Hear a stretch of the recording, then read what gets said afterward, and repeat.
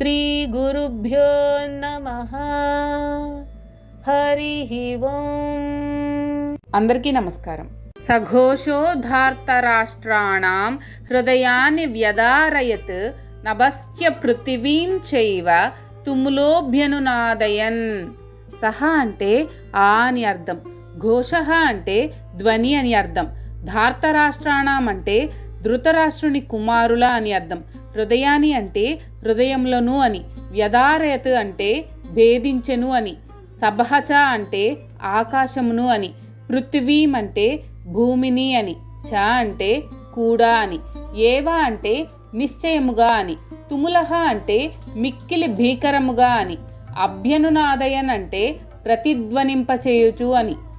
ఆ వివిధ శంఖముల ధ్వని అతి భీకరమయ్యను. భూమి ఆకాశములు రెండింటినీ కంపించుచు అది ధృతరాష్ట్ర తనయుల హృదయములను బ్రద్దలు చేసెను. శ్రీకృష్ణుడు, పాండవులు, వారి మిత్రపక్ష రాజులు చేసిన శంఖనాదములు భూమి ఆకాశములలో ప్రతిధ్వనించాయి. పాండవ వీరుల శంఖనాదములు విని కౌరవ వీరుల హృదయాలు బద్దలయ్యాయి.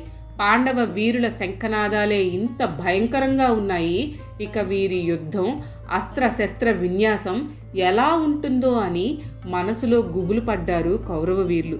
ఈ శ్లోకంలో ధార్తరాష్ట్రాన్ అనే పదం వాడారు. ఎందుకంటే కౌరవులు అంటే కురువంశమునకు చెందినవారు, పాండవులు కూడా కురువంశమునకు చెందినవారు కాబట్టి కౌరవులే. కానీ ధార్తరాష్ట్రాన్ అంటే ధృతరాష్ట్రుని సంతతి, వారి సైన్యము అని వాడినందువలన పాండవులు వారి సైన్యము చేసిన శంఖనాదములు, వాద్య ఘోషను విని ధృతరాష్ట్రుని పుత్రులు, వారి అనుయాయులు, సైన్యము భయంతో కంపించిపోయారు అని వ్యాసుల వారు చమత్కరించారు. జై శ్రీకృష్ణ. మీకు కనుక ఈ వీడియో నచ్చినట్లయితే లైక్ చేయండి, అలాగే మీ ఫ్యామిలీ అండ్ ఫ్రెండ్స్కి షేర్ చేయండి. ఛానల్లో కొత్త నోటిఫికేషన్స్ కోసం సబ్స్క్రైబ్ చేయండి, అలాగే పక్కనే ఉన్న బెల్ ఐకాన్ని ట్యాప్ చేయండి.